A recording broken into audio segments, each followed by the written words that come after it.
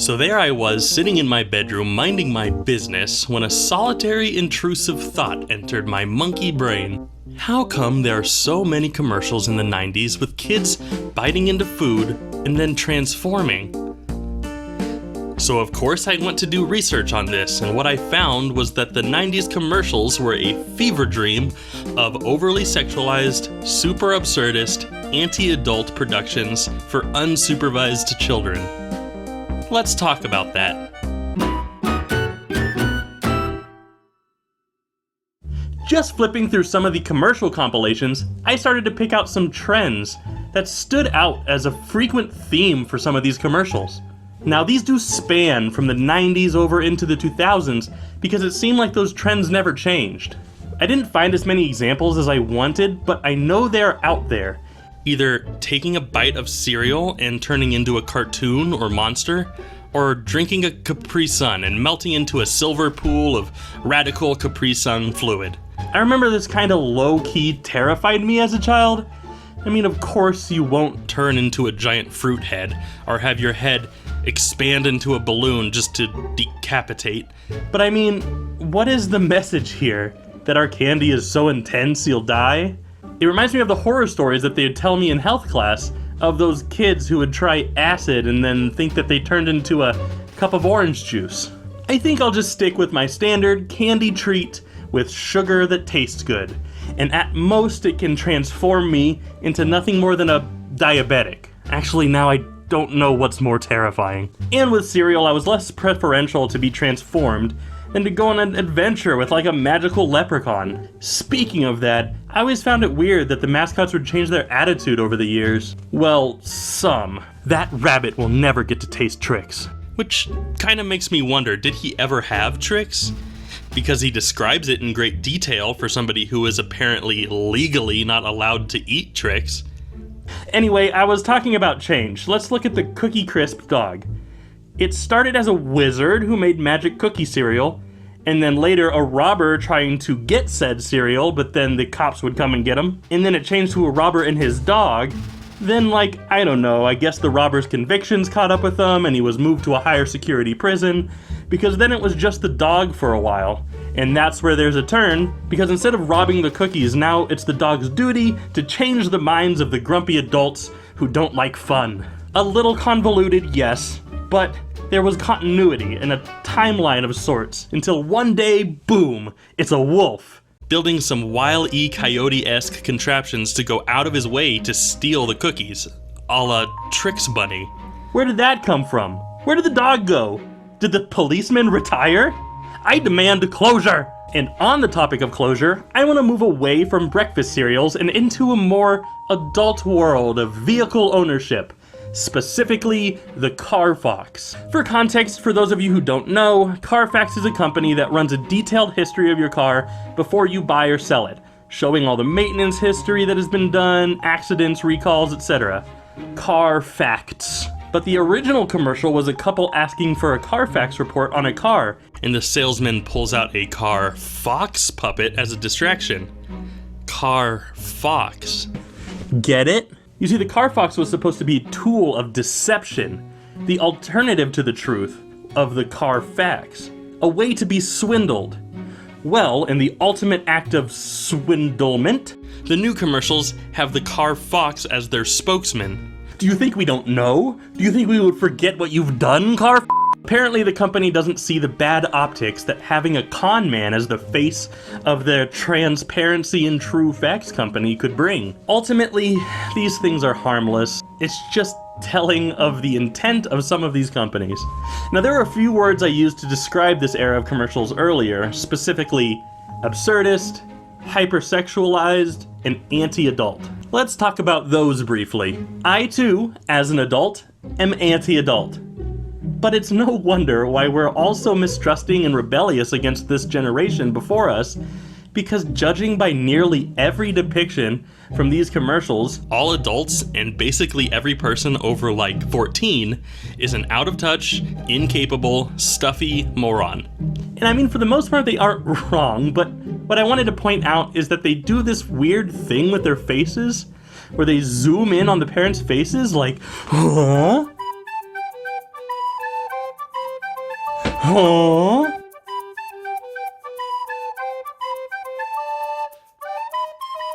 Huh? It makes me feel like they've built this super weird alternate reality. Like, what am I looking at here? What is this? And why is the production so high on some of these projects? Wanna light up your light?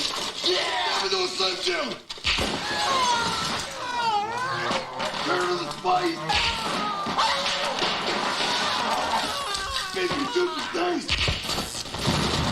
Like, you're selling me beef sticks. Chill. There's definitely some commercials that have no chill. Some are just aggressively trying to sell you something by slamming as many words into the commercial all at once. It's lots and lots of jets and planes. The greatest collection of aviation DVDs we've ever offered. You'll get to see big planes, little planes, soaring stunt and passenger planes, even planes that fly real low. Service station and more. Perfect pocket portables to take any place. And there are many miniature playsets to play with, and each one comes with its own special edition micro machine vehicle and fun fantastic features that miraculously move. 100-mile-per-hour jet-powered dragster that transforms into a 2-story tall fire-breathing rocket-shooting monster. The Tri-State Chevy dealers present the U.S. Run Mudball Drag Racing Championship. And some seem to use the same voice actor and flowed together so well, you weren't sure if the commercial had ended and a new one had begun. Just ask anyone who flows, from parents to tots. Flown, it's fun you can feel. Tired of looking like a fool when your cakes aren't cool? And why do tiny cupcakes take so long to make?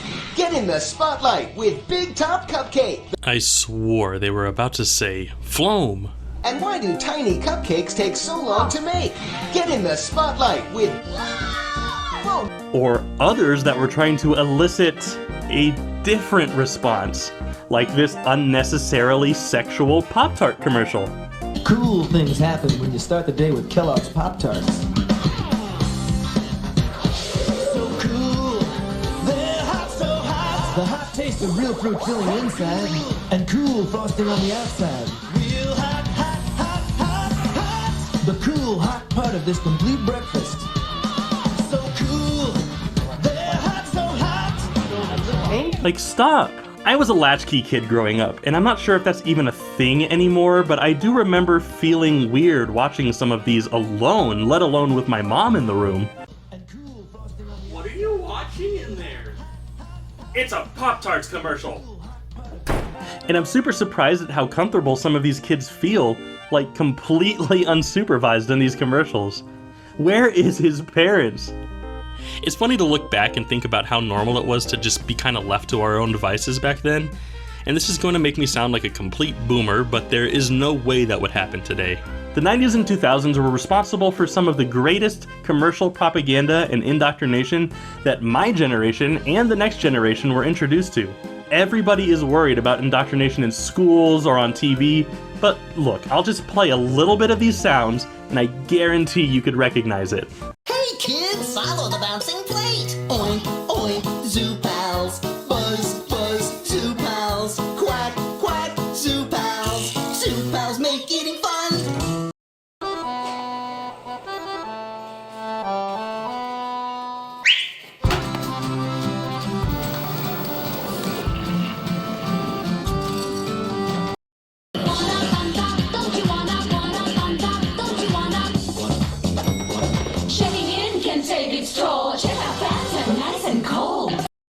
Well, I was shopping for a new car, which one's me? A cool convertible or an SUV?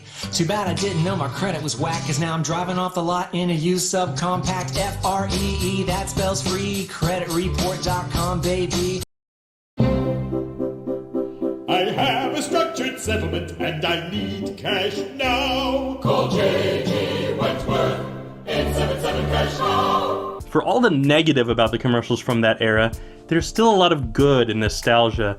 They all seem very anti-corporate, even if their CEOs were in the commercials themselves.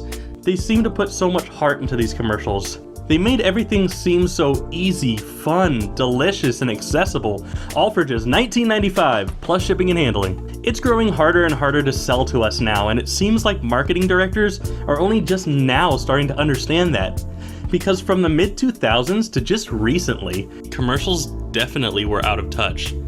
More often than not, it was just a bunch of people dancing to a popular song than being like, drink Pepsi. And a lot of these used to have educational value. It would tell you about the product. What is this telling me about the new Surface? Or just sad COVID commercials that are all the same. All without leaving the comfort and safety of your home. Without leaving the safety of your home. From home. Home. Your home. Get home. Home. Home. Home. Home. Home. Home. That's the key. And with less and less people watching commercials, myself included, that form of advertising is dying, which is like a net good. But it would be cool to see them understand that they could literally give us anything, like Puppy Monkey Baby was famous. As long as it's original and creative, or at the very least has a catchy tune. There's so much more I could go into on this topic, but I'll save that for another time. Granted, these are mostly kids commercials, but this is a 10-minute video and I can't fit that much in. For now, I hope you all enjoyed my little rant, and I hope you will like the video and subscribe so you could see my future little rants. Thanks again, and I'll see you in the next one. Lots of jets and planes. Lots and lots of jets and planes. Lots and lots of jets and planes. Lots and lots of jets and planes. Soaring flying high into the sky. Lots and lots of jets and planes. Soaring through the clouds, you're way up high. Lots and lots of jets and